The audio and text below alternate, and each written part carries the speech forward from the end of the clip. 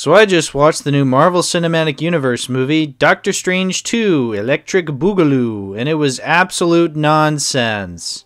But I still kinda liked it. Weirdly enough, this movie has been receiving some pretty mixed opinions. Okay, not like Last Jedi or Captain Marvel levels of discourse.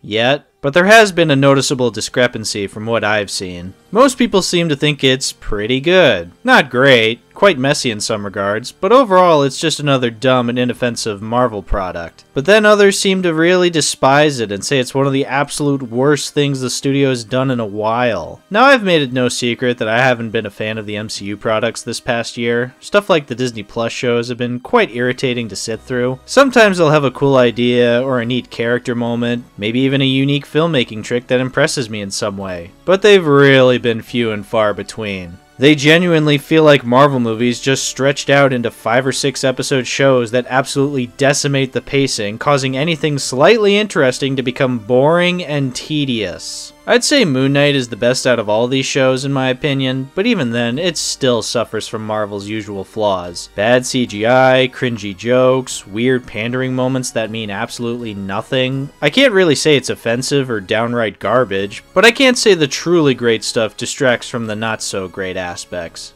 It's just the least bad. And then you have the movies, which haven't been much better either. Black Widow and Shang-Chi were just boring and gave us nothing new despite acting like they were huge accomplishments. Yes, it's cool that Black Widow finally got a movie made about her.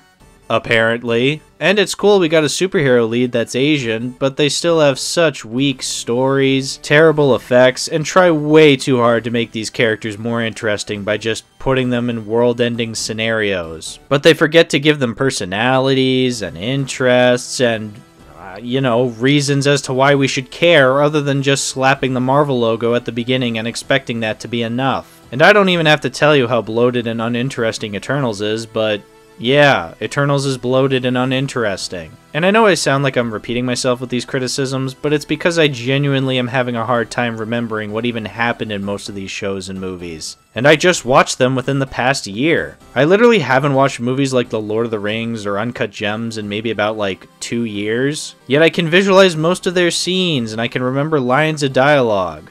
I can't remember much from any of these. All I remember is them not being that fun to sit through, which to me is the most important reason as to why they fail. Most people would have you believe they suck because they're schlocky comic book movies made for babies with no hint of personality and are ruining the movie industry by making everything more saturated and safe. And like, sure, that's 100% true. Even though I still like some of the MCU, I can't help but feel like its stranglehold on the film industry is a bad thing for other movies trying to have the spotlight. Now, I don't blame the MCU for that. I blame pea-brained executives who don't understand what makes a good movie and would rather follow in the ways of Disney. Still, the whole thing seems frustrating. But with that said, if a movie's going to be stupid and mindless and have cameos and fan service at the forefront, the very least it could be is fun. I don't hate movies like Ready Player One and Space Jam 2 because they're shallow fan service vehicles. I hate them because they don't actually take advantage of their stupid concepts and make them fun. That's what makes No Way Home special to me. It's basic as far as superhero stories go, and the fan service is very blatant, but it uses the fan service to its advantage. Toby and Andrew showing up isn't just another one of those moments where the movie can go, "Remember these guys?" It's crucial to the story. Obviously, Marvel isn't gonna please everyone. That's why there are so many people who love the studio and just as many people who downright hate it. For me, I don't care either way if the movie is comic accurate or if it has an actual story and character arcs. I just want something fun. And to me personally, Multiverse of Madness was very exciting. It was a nice return for Sam Raimi and a great reminder that even when he makes a messy movie, you undoubtedly know he made it. One thing I noticed with this movie that makes it more fun than the first Doctor Strange is its use of the magic.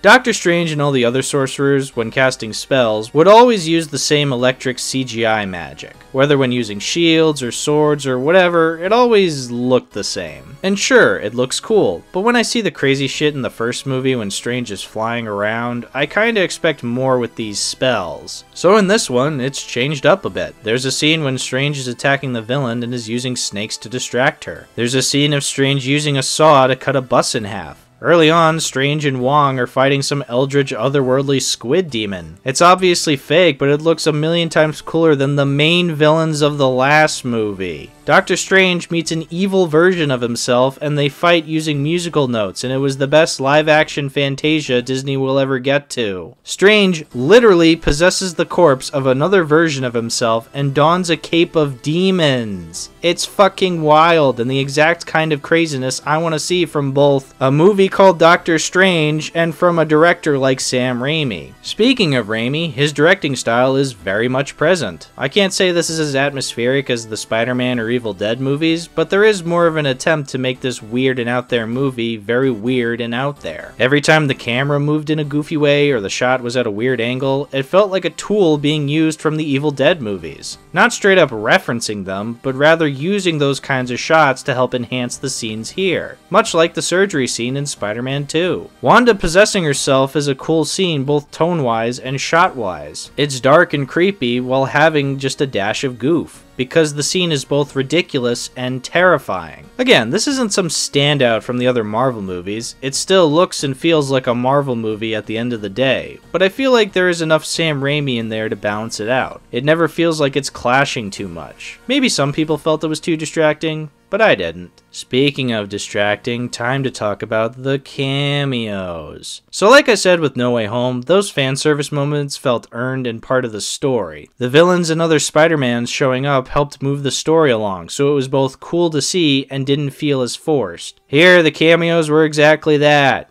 Cameos. You could have replaced any of these characters with literally any other comic book characters and nothing would have changed. Yes, it's cool to see Patrick Stewart show up as Professor X and play the X-Men cartoon theme, but what exactly did he add to the movie? He just instantly believes Strange is a good guy and then tells him where to find the super important book that he needs. He also tries to save Wanda and then he dies. Wow, that's interesting, but I sure don't care. Oh cool, Mr. Fantastic is in an MCU movie. Does he do anything cool? Well, he turns into spaghetti. I mean, I'd want to do the same thing to John Krasinski after watching A Quiet Place, but whatever. I liked when that screaming guy lost his mouth and so his head exploded. That was dark and kinda cool. I liked when Peggy Carter and Black Captain Marvel died. No, wait, that sounds terrible. No, they actually did do cool stuff. They did cool fight scenes, like when they... No,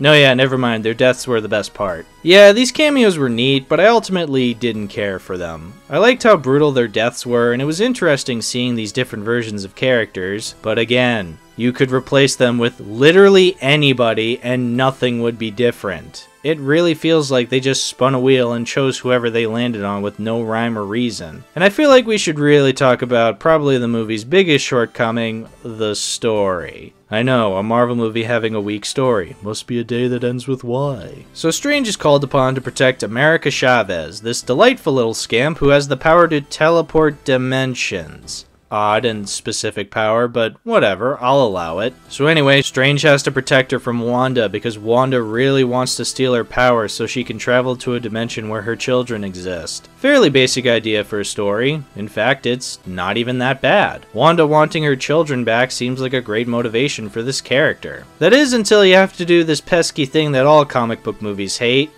Think. So how did Wanda know about America being able to teleport through dimensions? Why doesn't she just ask America to teleport her to a dimension where she has children instead of just killing her? Why would extracting America's powers kill her? Why doesn't Wanda just find another dude to settle down and have a family with and make new children? Fuck, if she's so desperately lonely, I'll do it. I'll have sex with Scarlet Witch if she absolutely wants children. Elizabeth Olsen, if you're watching this, please hit me up. I want you to sit on my face. So yeah, there's about a million different reasons why this story isn't very tense when you even try to rationalize it. Again, surface level, it's fine, but when you try to think about it, nothing makes any sense. But you know what? I still had fun. And I get it, not everyone is going to be able to overlook this movie's dumb aspects. There are plenty of movies I could just blindly accept being stupid and just look at the fun visuals. But I don't. Stuff like The Last Jedi and Free Guy could be dumb, fun movies, but there is so much that bothers me about them that stop me from enjoying them. But for me personally, I got exactly what I wanted from Multiverse of Madness. I wanted dumb wizard action, I wanted goofy camera angles, I wanted hilariously brutal deaths, I even wanted Bruce Campbell to show up. And he did! He even beat himself up like he does in the Evil Dead movies. I love that he still got it. I even got stuff I wasn't expecting. I wasn't expecting America Chavez to not be annoying. Yeah, for the first time in a while, I was not annoyed by the teenage girl character. I actually liked her arc about discovering and controlling her inexplicable godlike powers over Captain Marvel's similar arc. It wasn't the best character writing, but again, I wasn't annoyed, so I consider this a big win. I guess to finish this up, I'll talk about the mid and post-credit scenes. The mid-credit scene was lame. It was basically Strange just walking down the street and Charlize Theron showed up. She's dressed like that woman from Mortal Kombat Annihilation. You know, the one that goes, "Too bad you will die." Anyway, she says that the multiverse is in trouble and they gotta go save it. Cool, can't wait for Doctor Strange 3 or whatever. Then the post-credit scene is Bruce Campbell still beating himself up. Then he stops and turns towards the camera and says it's over. Apparently a lot of Marvel fans really dislike this and think it's dumb, which means it's the best post-credit scene Marvel has ever had. Fuck you, dorks, it's funny! Yes, most of this film is blatant fan service, but like I said, I don't care if it is. I care about if it's fun or not. And to me, it was fun enough. I had a big smile on my face during several scenes throughout this film, and I would absolutely watch it again. And I get it, there are people who hate this movie and think it's further damaging the movie industry, and that's fine. Hate whatever you want, don't let anybody stop you. If anything, this may be the last Marvel thing I like for a while. I mean, Love and Thunder looks pretty boring, Black Panther 2 seems like it's gonna be a gigantic mess, and I don't know what's after that. Some Captain Marvel sequel? Oh boy, can't wait to watch that and feel nothing, same as the first movie. Yeah, this film is gonna be the last one for a while. Oh well, it could be worse. At least this isn't the DCEU where they hired two crazy people in very important roles in their biggest movies. Can't wait to watch Flash in 4D where Ezra Miller jumps out of the screen and beats the shit out of me.